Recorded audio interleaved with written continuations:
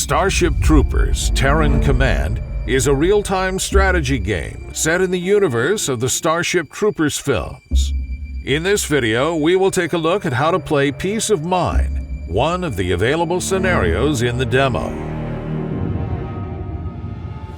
In this scenario, you start in command of Federation troops in this outpost at the center of the map. Your goal will be to recapture a series of mines vital to the Federation war effort on the planet. But first, you will need to get familiar with the game's fundamental mechanics. We will use them to repel the initial attack by the bugs. As an RTS, Starship Troopers Terran Command shares the basic commands with many other games in the genre. Select units by left-clicking on them. You can select multiple units by holding the left mouse button and dragging a box. You can add units to your existing selection if you hold down the Shift key while left-clicking. You can also select units by clicking on their icons in the bottom bar of your screen or by pressing Tab to cycle through them. When a unit is selected, you can give it orders. Right-click on a position to move it there. Choose the orientation of the selected units at arrival by keeping the right mouse button pressed and dragging in the direction you want them to face. Similarly, right-click on an enemy unit to attack it. There are several mechanics which set Starship Troopers Terran Command apart from other RTS games. You will need to learn them and take them into account in order to win the scenario. Every unit has a basic weapon with a range you can see by selecting the unit. Any obstacle between the unit and its target might break the line of fire, though. This includes your own units. Place a unit of rifle troopers in front of another, and they won't be able to shoot through each other. Just because you can see the enemy doesn't mean that your troops can shoot it. A red icon appears underneath the overhead icon of friendly units that aren't in a position to shoot the enemy from their current position. Terrain elevation plays a key role here. If a unit is on elevated terrain, they will be able to shoot over the heads of units on lower levels, so take that into consideration when deploying your forces. New Mobile Infantry units are dispatched from the Federation fleet in orbit and arrive via dropship at radio bases. There's a limitless supply of eager citizens-to-be to call on, but you can only deploy up to your supply limit.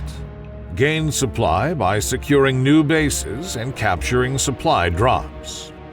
A successful commander is rewarded with war support from the Federation. This bonus resource is used to deploy special units like machine gun turrets and to unlock new unit types by constructing buildings like the command post, which allows the requisition of snipers. All units have special abilities. You can find them after selecting a unit in the bottom right section of your interface. If you want to use an ability, just click on it. Then select its target if it needs one. Units gain experience as they engage the bug menace.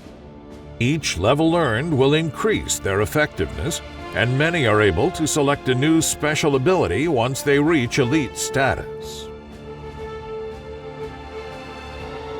Qualasha is infested with arachnid nests and hives which will keep spawning enemies. In order to pacify the area, you will need to clear them out. Surface layers and nests can be pacified using the good old strategy of excessive force. Pound them with bullets and grenades until they crumble to dust. Bug hives are underground nests that need cunning and bravery to clean out. Engage the defenders of the hive to draw the forces into a fight. Then, once the defenders are depleted, send in a squad of brave Mobile Infantry soldiers to collapse and seal the tunnel. Peace of Mind is a complex mission, and any successful strategy will require the player to balance both offense and defense. Your goal is to clear and reconquer mines spread across the map without losing your central base. Once you've fended off the initial bug assault and secured the first mine, use the war support awarded to build a tech building on the deployment pads in your base. Engineers can be really useful for defending your perimeter. Make use of their build turret ability so you can free up forces and deploy them elsewhere. But bear in mind that turrets cost war support and can overheat, so you'll need to strike a balance. Focus on clearing one mine after another and concentrate your forces during assaults. Once you've cleared an area around a mine, don't forget to clear the mine itself, as well as any bug holes nearby. Take and hold radio bases with attached supply depots in order to increase your supply limit to deploy more units. Complete objectives to earn war support to deploy new tech buildings and more turrets.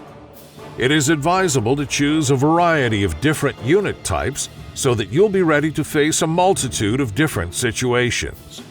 Be aware that your units don't fire when they're on the move, and that bug attacks can stun and slow your soldiers. Use this knowledge to plan engagements and get the most out of your firepower.